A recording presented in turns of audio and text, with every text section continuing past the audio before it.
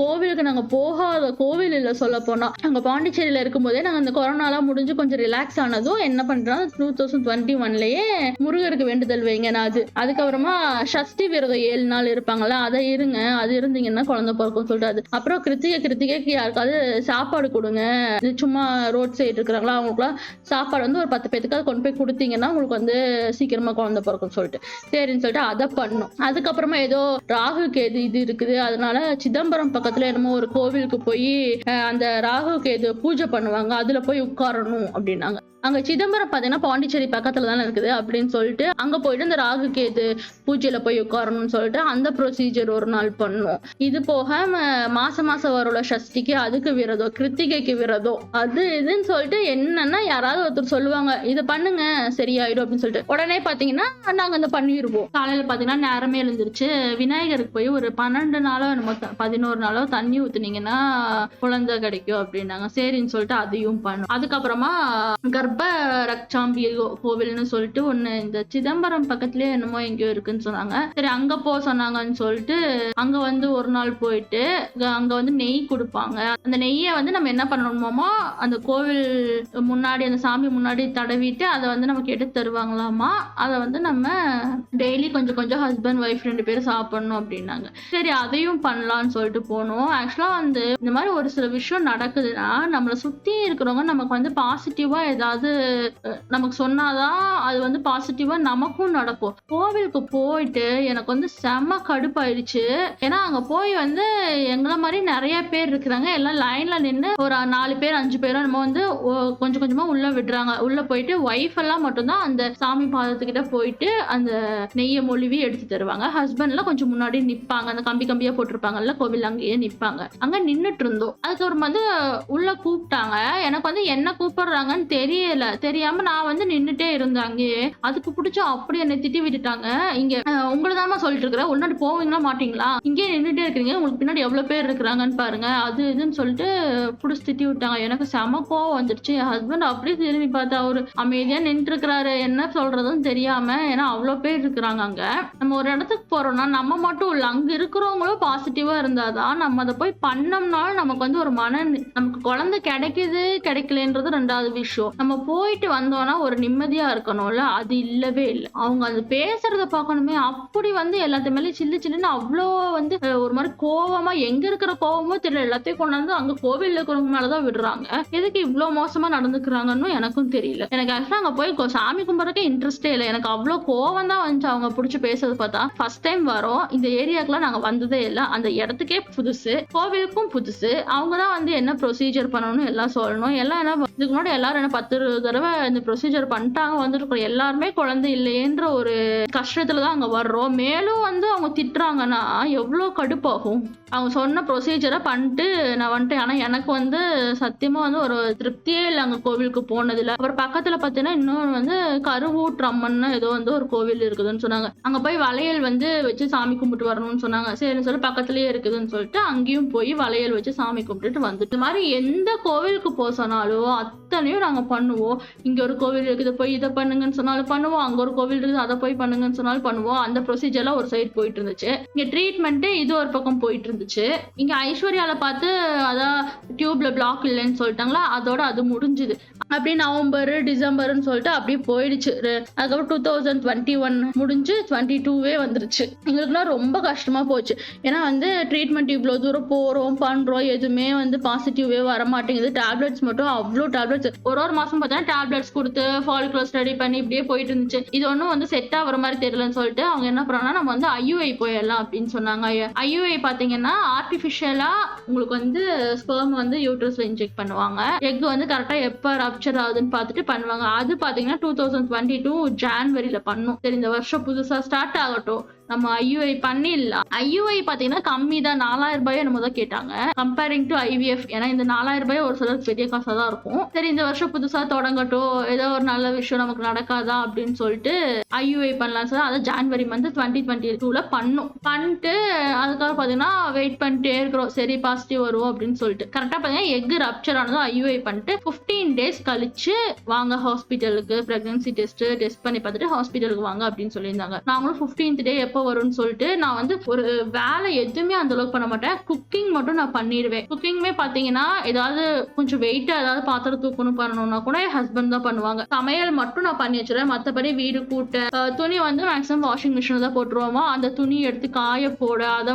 எடுத்து வைக்க, வீடு கூட்ட, மாப் போட எல்லா வேலையும் ஹஸ்பண்ட் தான் பார்த்துட்டு இருந்தாங்க. அப்படியே அமைதியா பொறுமையா வீட்டுல இருப்பேன். பெட் ரெஸ்ட்லயே தான் இருந்தேன். சரி பாசிட்டிவ் வந்துடும், நம்ம ஏதாவது அசைஞ்சு ஏதாவது பண்ணோம்னா பேபிக்கு ஏதாவது ஆயிடும், அந்த மாதிரிலாம் வந்து நான் யோசிச்சுட்டு இருந்தேன். அமைதியா இருந்தா 15 days ஆனதுக்கு அப்புறமா என்ன பண்ணேன்னா யூபிடி டெஸ்ட் பண்ணலாம்னு சொல்லிட்டு அந்த கிட்டு அந்த மெடிக்கல்ல ஆக்சுவலா அப்போலோல தான் போய் வாங்குவோம் அந்த யூபிடி டெஸ்ட் பண்றது. அவங்க லிஸ்ட்டை எடுத்து பார்த்தாங்கனாலே தெரியும் நாங்க அவ்வளோ யூபிடி டெஸ்ட் கிட்டு வாங்கியிருக்கிறோம். இந்த டைம் பாசிட்டிவ் வந்துடாதா, அந்த டைம் பாசிட்டிவ் வந்துடாதான்னு அத்தனை இது. அன்னைக்கு பாத்தீங்கன்னா அந்த யூபிடி டெஸ்ட் கிட்டு வாங்கிட்டு வந்து காலையில ஹஸ்பண்ட் தூங்கிட்டு இருந்தாங்க. எனக்குன்னா அந்த டெஸ்ட் பண்றோம்னு வைங்க, இது யார் யாருக்கு இந்த மாதிரி இருக்குன்னு சொல்லுங்க. ஏன்னா நான் கேள்விப்பட்ட வரைக்கும் நிறைய பேத்துக்கு இந்த மாதிரி இருந்திருக்குது. அந்த டெஸ்ட் காலையில பண்ண போறோம்னு வைங்க, முன்னாடி நாள் நைட்டு தூக்கமே வராது. அந்த அளவுக்கு நைட்டு ஃபுல்லா வந்து விடிஞ்சிருச்சான்னு எழுந்து டைம் பார்த்துட்டே படுத்துருப்பேன். காலையில விடிஞ்சதும் பாத்தீங்கன்னா நேரமே ஒரு சில டைம் 4 மணி 3:30 மணிக்கெல்லாம் போயிட்டு டெஸ்ட் பண்ணி பார்த்துருவேன். டெஸ்ட் பண்ணி பார்த்துட்டா லைட்டா செகண்ட் லைன் வந்துருந்துச்சு. எனக்குனா அவ்வளோ சந்தோஷம் ஆயிடுச்சு. சரி நார்மல் ட்ரீட்மெண்ட் எடுத்ததா வரல, இந்த IUI பண்ணனால இது கொஞ்சம் அட்வான்ஸ் தானே, அதனால பாசிட்டிவ் வந்துருச்சாட்டு இருக்குதுன்னு சொல்லிட்டு 4 வருஷம் வெயிட் பண்ணதுக்கு எப்படியோ பாசிட்டிவ் வந்துச்சுன்னு சொல்லிட்டு அவ்வளோ சந்தோஷமா வந்து நான் உண்மையை சொல்ல போனா வீடியோலாம் வேற எடுத்து போனை ரெக்கார்ட்ல போட்டு வச்சுட்டு ஹஸ்பண்ட் தூங்கிட்டு இருந்தாங்க, அவங்கள போய் எழுப்பி அதை காமிச்சு வந்து 2 பேர் செம சந்தோஷம். ஆஃபீஸ்லயும் கூப்பிட்டு அவரு இந்த மாதிரி ஹாஸ்பிட்டல் போக வேண்டியது இருக்குது அப்படின்னு எல்லாம் சொல்லிட்டு எல்லாம் ஜாலியா சாமியை கும்பிட்டுட்டு அவ்வளோ இதுவா சந்தோஷமா போகணும் ஹாஸ்பிட்டல். இதெல்லாம் 2022 ஜான்வரி மந்த்ல நடக்குது. சரி அங்க போய் பார்த்தா டாக்டர் கிட்ட வந்து இந்த மாதிரி 15 days கழிச்சு நீங்க செக் பண்ணி பார்க்க சொன்னீங்களா, செக் பண்ணி பார்த்ததுக்கு லைட்டா கோடு வந்திருக்குது அப்படின்னு சொல்லிட்டு காமிச்சதுக்கு சரி ஓகே இன்னொரு 10 days வெயிட் பண்ணுங்க, வெயிட் பண்ணதுக்கு அப்புறமா வந்து நம்ம ஸ்கேன் பண்ணிக்கலாம், இப்பவே நம்ம வந்து ஸ்கேன் பண்ண வேண்டாம் அப்படின்ற மாதிரி சொன்னாங்க. சரி ஓகேன்னு சொல்லிட்டு வெயிட் பண்ணிட்டு இருந்தோம். சரின்னு சொல்லிட்டு வீட்டுக்கு வந்துட்டோம். மெதுவா வண்டியில வர என்ன உடனே அப்புறம் ஜூஸ் போட்டு குடிக்கிறது என்ன அது இதுன்னு சொல்லிட்டு எல்லாம் பண்ணிட்டு இருந்தோம். கரெக்டா ஒரு 3 நாளோ என்னமோ ஆச்சு, மறுபடியும் பீரியட்ஸ் ஆயிடுச்சு. என்னடா இதுன்ற மாதிரி எனக்கு அவ்வளோ ஒரு வாழ்க்கையே வெறுத்து போயிருச்சுன்ற மாதிரி தான் ஆயிடுச்சு. கடைசியில அவ்வளோ வந்து அத்தனை அழுது இருக்கிறோம். சொல்ல போனா ஏதோ ஹஸ்பண்ட் சப்போர்ட்டிவா இருக்கனால பிரச்சனை இல்லாம இருந்துச்சு. இல்லைன்னா வந்து இந்நேரம் என் நிலைமை என்ன நிலைமையில இருந்திருக்குன்னு யோசிச்சு பாருங்க. பிரச்சனை வந்து யாருக்கு வேணாலும் இருக்கலாம், ஆனா என்ன பண்ணுவாங்க, பழியெல்லாம் தூக்கி பிள்ளை மேலதான் போடுவாங்க. உன்னாலதான் குழந்தை பெத்துக்க முடியல, அது பண்ண முடியல, இது பண்ண முடியலன்னு சொல்லிட்டு எத்தனை பேர் அம்மா அப்பா வீட்டுக்கு திருப்பி அனுப்பிச்சவங்க எல்லாம் இருக்கிறாங்க. நான் உட்காந்து நெகட்டிவ்னு வந்ததும் நானும் உட்காந்து அழுன்னு அந்த தேமுன்னு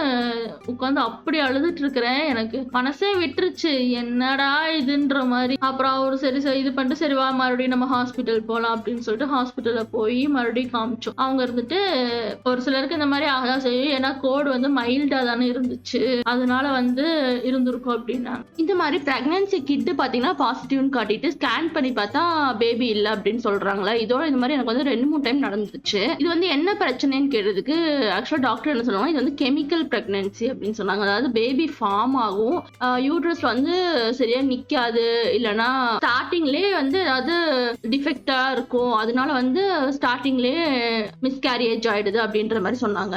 சைட் பை பாத்தீங்கன்னா ஹோமியோபதி ட்ரீட்மெண்ட்டும் போயிட்டு இருந்துச்சு. அதுல வந்து கொஞ்சம் வந்து ரெக்கவரி ஆகிற மாதிரி தான் இருந்துச்சு. ஹோமியோபதி ட்ரீட்மெண்ட் ஒரு 7 மாசம் பக்கம் எடுத்துட்டோம். இந்த இதுவும் பாத்தீங்கன்னா அலோபதியும் IUI பண்ணிக்கிறோம், அதனால சக்சஸ் வந்துரும்ன்ற மாதிரி நாங்க நினைச்சோம். சரி முடிஞ்சுதா, அடுத்த மறுபடியும் February மாசம் வந்துருச்சு.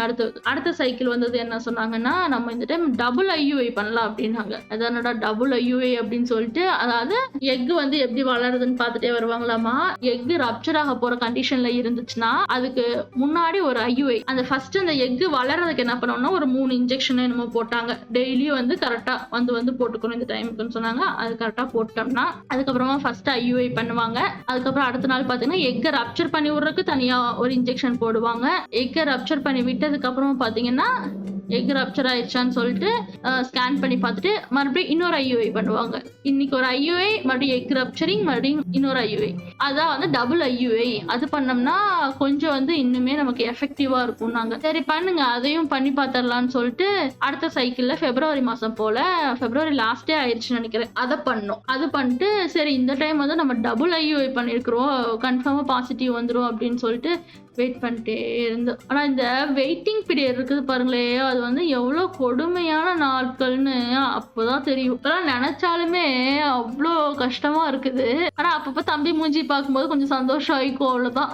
அது என்னமோ நம்ம கஷ்டத்துல இருக்குமா அவன் மூஞ்சி பார்த்தோம்னா அவன் நம்மளை பார்த்து ஒரு சிரிப்பு சிரிச்சானா போதும், எல்லா கவலையும் ஓடி போயிடும். சரி நான் டபுள் ஐ பண்ணிட்டு அதுக்கும் வெயிட் பண்ணிட்டே இருந்தோம். சரி நல்லது பாசிட்டிவ் தான் வரும்ன்ற மாதிரி நாங்களும் நினைச்சிட்டு இருந்தோம். மறுபடியும் எந்த வேலையும் செய்ய மாட்டேன், ரெஸ்ட் எடுத்துக்கிட்டு அந்த மாதிரியே தான் இருந்துச்சு. கடைசியில் பார்த்தா டபுள் ஐ ஃபெயிலியர் பீரியட்ஸ் வந்துருச்சு. மறுபடியும் ஹாஸ்பிட்டல் போனோம். ஒரு மார்ச் போல போனோம் ஹாஸ்பிட்டல். 2022 மார்ச் போல போனோம். போயிட்டு எனக்குனா வந்து அழுகே வந்துருச்சு. ஹாஸ்பிட்டல்ல போயிட்டு என்ன சொல்ல போறாங்க, ஏது சொல்ல போறாங்கன்னு சொல்லிட்டு. அப்புறம் நெக்ஸ்ட் வந்து என்ன சொல்லிட்டாங்கன்னா, நம்ம ஐயுஐயும் பண்ணி பார்த்துட்டோம், நார்மல் ட்ரீட்மெண்ட்லயே ஆகல, ஐயுஐலயே ஆகல, வேணா நீங்க வந்து ஐவிஎஃப் வேணா நெக்ஸ்ட் போலாம், அதுதான் வந்து ஒரே வழி இருக்குது, வேற எதுவும் இல்லை அப்படின்ற மாதிரி சொல்லிட்டாங்க.